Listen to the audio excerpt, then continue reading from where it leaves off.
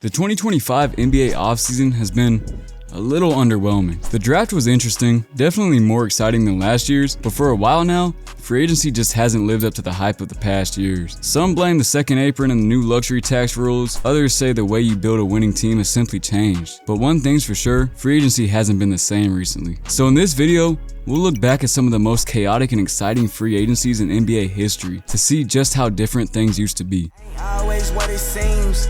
I'm still chasing my dreams. I gotta get where I need to get to for me and the rest of my team. Starting things off with a bang, summer 2016 might be one of the most shocking and consequential offseasons in NBA history. And of course, it all comes back to Kevin Durant and a decision that will be debated long after he retires. Durant announced his next chapter in the Players Tribune, revealing he was leaving Oklahoma City to join the Golden State Warriors, the same Warriors who had just collapsed in the finals after a historic 73-9 season. Also the same Warriors Durant's Thunder had just blown a 3-1 lead to in the West Finals. Many saw this as KD taking the saying, "If you can't beat them, join them," to the extreme, a move critics called the softest in NBA history. But love it or hate it, the Warriors instantly became one of the most stacked super teams ever, and the league had to brace themselves for what came next. Beyond Durant, 2016 had plenty of chaos. Al Horford left Atlanta to join Boston's rising core, a move that aside from a brief departure, paid off for a whole decade. Dwayne Wade also shocked the world by leaving Miami for Chicago, a decision that made more sense once we learned about his rift with Pat Riley. Even though it was short-lived, it felt surreal to see Wade in anything but a Heat jersey. And then there were the infamous overpays, the ones that make fans cringe to this day. Chandler Parsons receiving 4 years, $94 million, Timothy Mozgov getting 4 years, $64 million. This is something you rarely see in today's NBA. Teams have become way more disciplined, and probably for a good reason. But part of me misses it, even if the fans of teams handing out those contracts definitely don't. Overall, this offseason will always be remembered for the KD move and 2 championships that followed it. But it also set the tone for how powerful free agency could be when the right star made the right move. Rockin' Magic City with 100 through the whole thing. I got rich before I turned 23 like LeBron James. In the 2010 offseason, LeBron James, the crown jewel of free agency, finally hit the open market. 6 teams pitched their best offers. The Knicks, Bulls, Nets, Cavs, Heat, and even the Clippers all got meetings. But the winner? The Miami Heat. LeBron made his infamous announcement on an ESPN special called The Decision, a spectacle that changed the NBA forever. But Miami didn't just land LeBron. They also added Toronto's Chris Bosh to join forces with him and Dwayne Wade, making the Heat an instant title favorite. This was the first time a super team like this was created in free agency, and only the second time in the NBA we'd seen a big three even close to this caliber. And like KD years later, LeBron faced relentless criticism, especially in that first season. But eventually, a lot of that died down, especially once he returned to Cleveland and delivered them a championship. Other notable moves that summer included Amari Stoudemire leaving Phoenix for the bright lights of New York and nearly $100 million.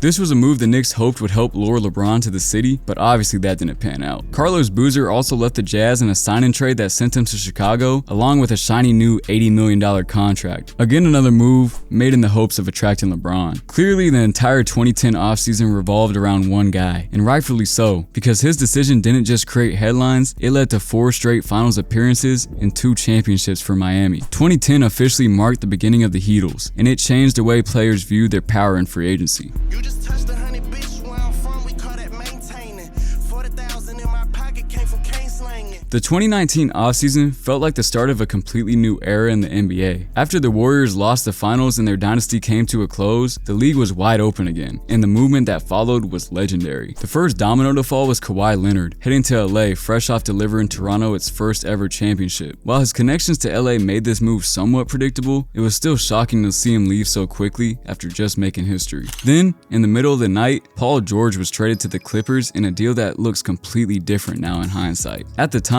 pairing PG and Kawhi seemed like a no-brainer, but now years later, we see that the Clippers gave up a future MVP in Shai Gilgeous-Alexander plus 5 first-round picks. We also later found out that this deal was largely orchestrated by Kawhi himself. He told the Clippers he wouldn't sign unless they could land PG. It was one of the most player-controlled moves we've seen up until that point. Meanwhile, on the East Coast, Kevin Durant, still recovering from his Achilles injury, left Golden State and joined the Brooklyn Nets via sign-and trade to team up with Kyrie Irving, who had just signed a $141 million deal himself. We wouldn't get to see them on the floor together for a while, but just the idea of what that pairing could bring had people excited. At that point, it was still Kyrie's team until KD got back. Elsewhere, Jimmy Butler ended up in Miami on a 4-year deal, a decision that confused some at the time but aged incredibly well and led the Heat to 2 finals appearances. Julius Randle also landed in New York and eventually blossomed into an all-star and helped bring playoff basketball back to the Knicks. Looking back, this might have been the last truly unforgettable offseason. So many teams made big moves, so many players took risks,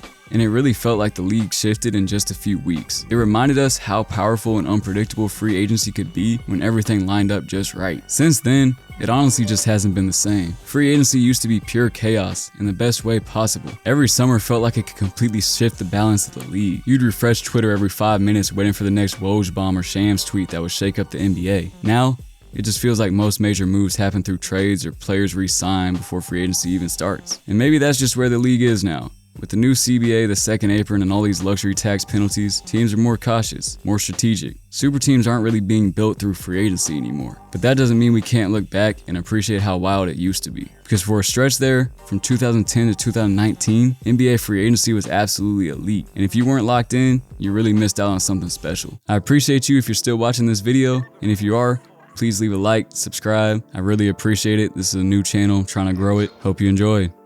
Peace.